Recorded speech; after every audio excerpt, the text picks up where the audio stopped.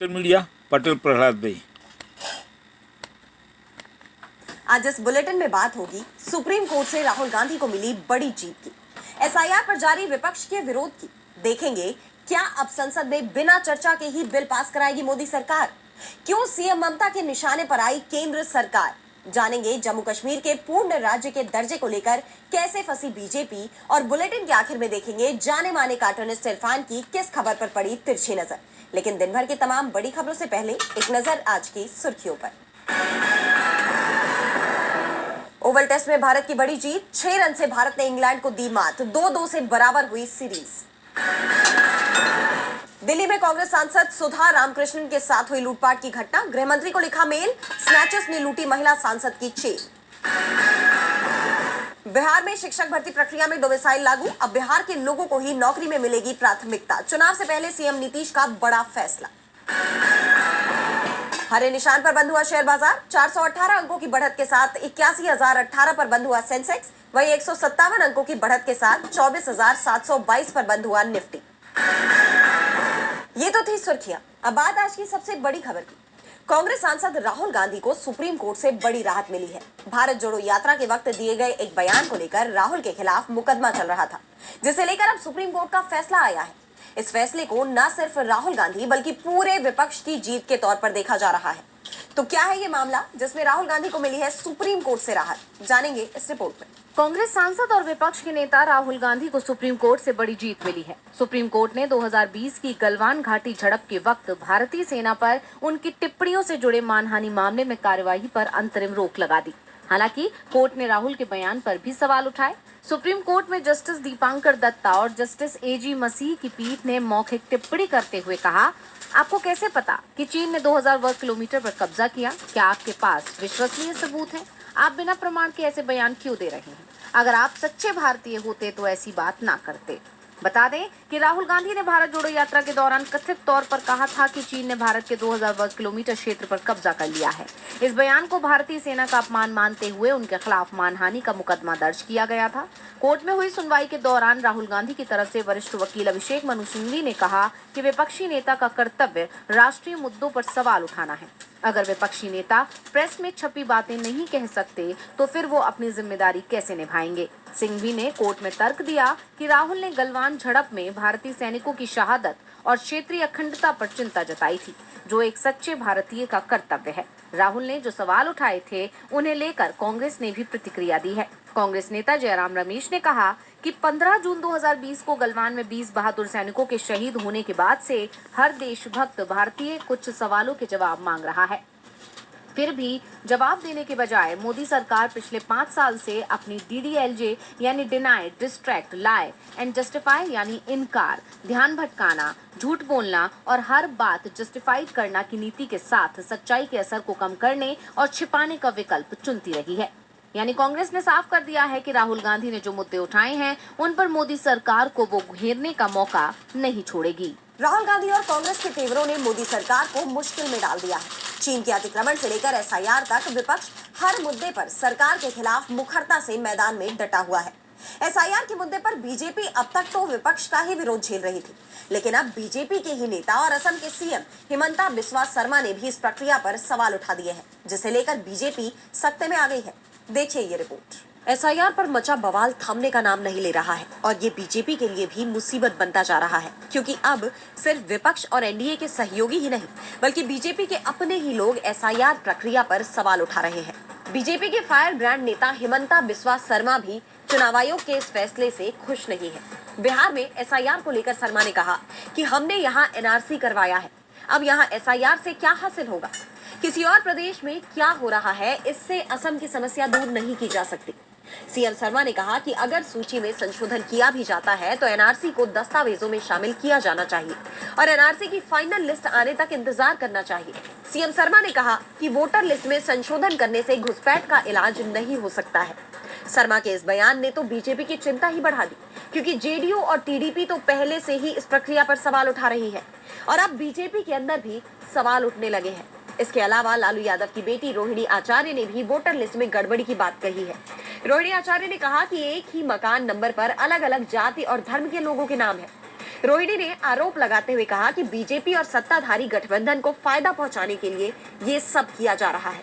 रोहिणी ने चुनाव आयोग और एनडीए गठबंधन को घेरते हुए कहा कि ये दोनों चोर चोर मौसेरे भाई इस कहावत को पूरी तरह चरितार्थ कर रहे हैं। यानी साफ है कि एसआईआर प्रक्रिया के चलते बीजेपी और चुनाव आयोग चौतरफा घिर गए हैं। सड़क से लेकर संसद तक विपक्ष मोदी सरकार पर लगातार हमलावर है। संसद के मॉनसून सत्र में भी विपक्ष सत्ता पक्ष पर हावी नजर आ रहा है।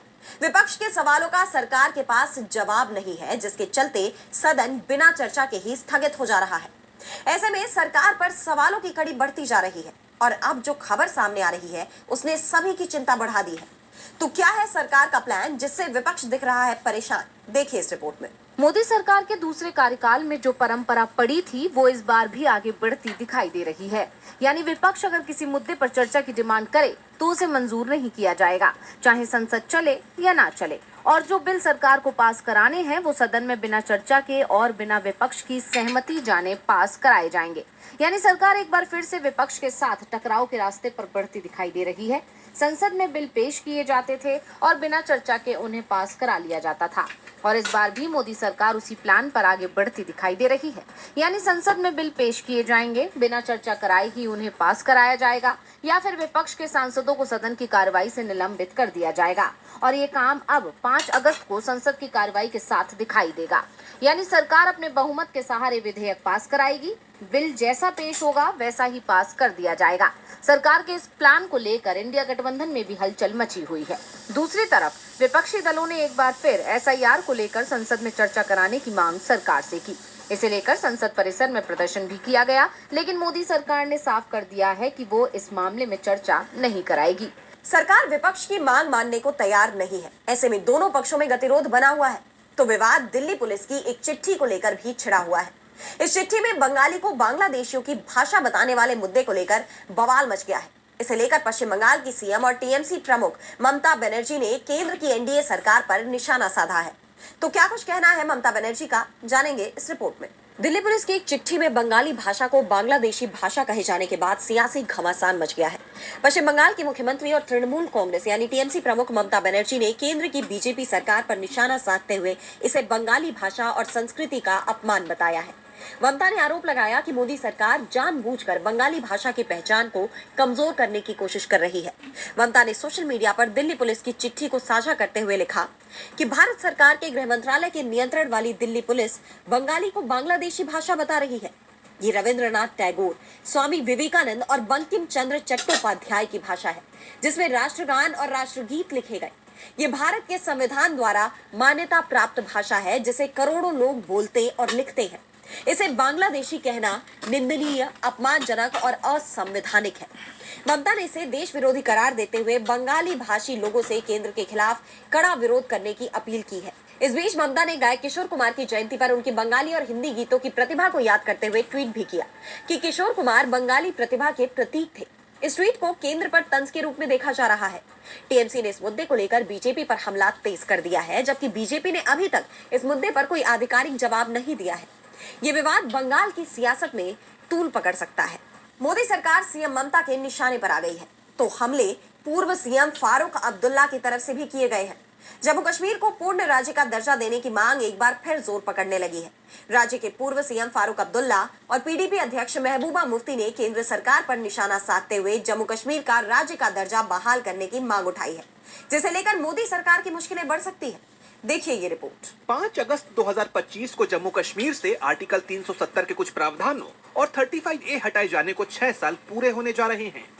इस मौके पर नेशनल कॉन्फ्रेंस के अध्यक्ष फारूक अब्दुल्ला ने एक बार फिर पूर्ण राज्य की मांग दोहराई है। उन्होंने केंद्र सरकार पर तीखा हमला बोलते हुए केंद्र की नीतियों पर सवाल खड़े किए हैं। उन्होंने कहा, जम्मू कश्मीर को राज्य का दर्जा कब वापस मिलेगा? बीजेपी ने पिछले 6 सालों में जम्मू कश्मीर में सुधार के नाम पर क्या किया है? मुझे पूरा भरोसा है कि एक दिन उनको ये फैसला करना ही पड़ेगा। यहाँ राजभवन में एक वायसराय बैठे हैं, लेकिन मुख्य व्यक्ति राजभवन में बैठे वायसराय ही हैं। इस व्यवस्था को बदलने का समय आ गया है। फारूक अब्दुल्ला यही नहीं रुके। कुलगाम में चल रही मुठभेड़ पर टिप्पणी करते हुए फारूक अब्दुल्ला ने कहा कि केंद्र ने दावा किया था कि आर्टिकल 370 आतंकवाद का कारण था, लेकिन आतंकवाद अब भी खत्म नहीं हुआ। इसके साथ ही पहलगाम हमले का भी जिक्र करते हुए फारूक अब्दुल्ला ने कहा कि यहाँ भी सरकार के दावे खोखले साबित हुए हैं। वहीं पीडीपी अध्यक्ष महबूबा मुफ्ती ने भी इसी मुद्दे पर केंद्र सरकार को घेरने का काम किया है। उन्होंने कहा कि 5 अगस्त 2019 को जम्मू कश्मीर से विशेष दर्जा छीनने के बाद हालात सुधारने का दावा किया गया था, लेकिन स्थिति बद से बदतर हुई है। 5 अगस्त को देखते हुए दोनों नेताओं की टिप्पणी और भी अहम हो जाती है। दोनों ही नेताओं ने केंद्र सरकार की नीतियों पर सवाल तो उठाए हैं, लेकिन अब इस मांग पर मोदी सरकार कोई एक्शन लेती है या नहीं, और जम्मू कश्मीर को राज्य का दर्जा वापस मिलता है या नहीं, ये देखना होगा। इस मुद्दे को विपक्ष संसद के मानसून सत्र में भी उठाने का काम कर सकता है। पूर्ण राज्य के दर्जे को लेकर जम्मू कश्मीर के लोगों को मोदी सरकार से बार बार निराशा हाथ लग रही है। इस बीच एक और दुख की खबर सामने आई है। झारखंड के पूर्व मुख्यमंत्री शिबू सोरेन अब इस दुनिया में नहीं रहे। लंबे वक्त से बीमार चल रहे शिबू सोरेन ने दिल्ली के सर गंगा राम अस्पताल में अंतिम सांस ली। मुख्यमंत्री हेमंत सोरेन ने इस दुखद खबर की जानकारी दी, जिसके बाद से राजनीतिक गलियारों में शोक पसरा हुआ है। कई लोगों ने शिबू सोरेन के निधन पर दुख जाहिर किया। देखिए ये रिपोर्ट।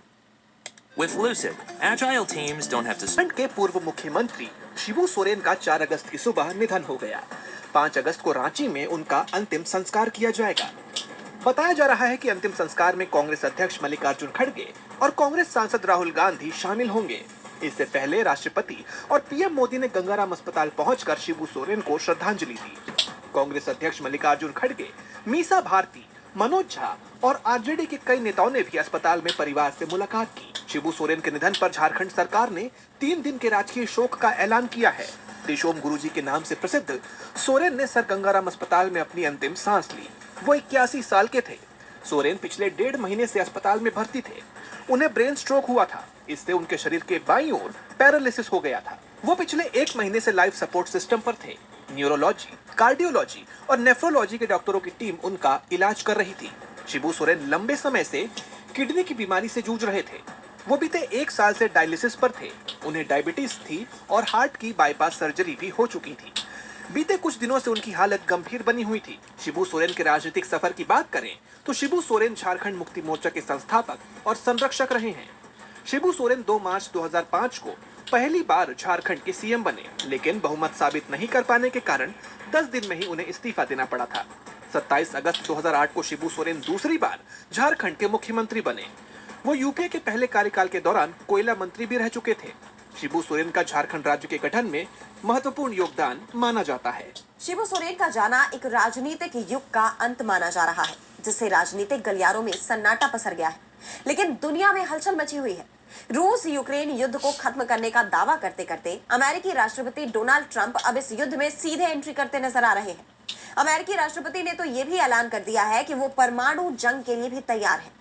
तो रूस को भी चीन का साथ मिल गया है और दोनों देशों ने अपने युद्धपोत भी उतार दिए हैं।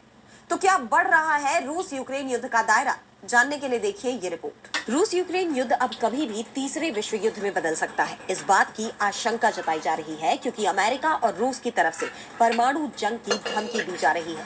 अमेरिका ने अपनी 2 न्यूक्लियर सबमरीन उतारी तो रूस ने भी बड़ा पलटवार किया है। चीन के साथ मिलकर रूस ने जापान सागर में संयुक्त नौसैनिक युद्धाभ्यास शुरू कर दिया है। इसमें एंटी सबमरीन ड्रिल से लेकर जॉइंट गनफायर तक सब कुछ शामिल है। रूस और चीन की जॉइंट वॉर एक्सरसाइज को अमेरिका के लिए करारे जवाब के रूप में देखा जा रहा है। रूस की तरफ से एक बड़ा एंटी सबमरीन वॉरशिप इसमें शामिल किया गया है, तो वहीं चीन की ओर से 2 घातक डिस्ट्रॉयर, डीजल इलेक्ट्रिक पनडुब्बियां और सबमरीन रेस्क्यू जहाज एक्सरसाइज का हिस्सा है।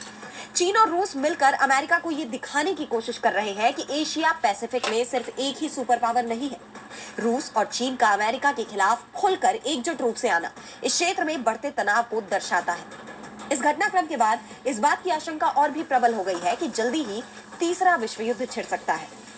रूस यूक्रेन के बीच 3 साल से जारी युद्ध में अमेरिका और चीन भी अब आमने सामने होंगे, और अगर ऐसा होगा तो नाटो देश भी इससे दूर नहीं रहेंगे। यानी दुनिया तबाही के कगार पर खड़ी है। बड़ी बात तो यह है कि रूस और चीन के ड्रिल के बाद अमेरिका की तरफ से कोई बयान सामने नहीं आया है, जबकि इस ड्रिल के निशाने पर सीधे सीधे अमेरिका को ही माना जा रहा है, क्योंकि पिछले लंबे समय से चीन और रूस के साथ अमेरिका के रिश्ते बेहद खराब चल रहे हैं और ट्रंप जिस तरह से अपनी मनमानी कर रहे हैं उसे पुतिन और जिनपिंग ने चुनौती दे दी है। और बुलेटिन के आखिर में देखेंगे जाने माने कार्टूनिस्ट इरफान की किस खबर पर पड़ी तिरछी नजर।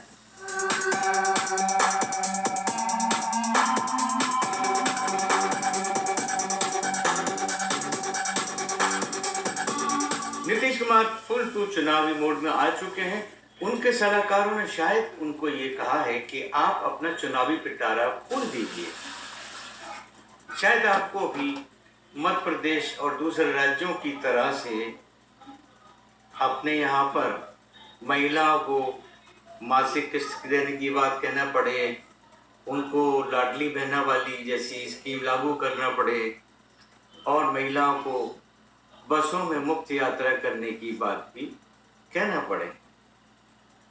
फिलहाल तो उन्होंने शिक्षकों की बहाली की बात कही है, जिसमें उन्होंने डोमिसाइल नीति को लागू करने के लिए कहा है। फिलहाल अगर आपके पास में डोमिसाइल हो या ना हो, लेकिन आपका मतदाता सूची में नाम तो होना ही चाहिए।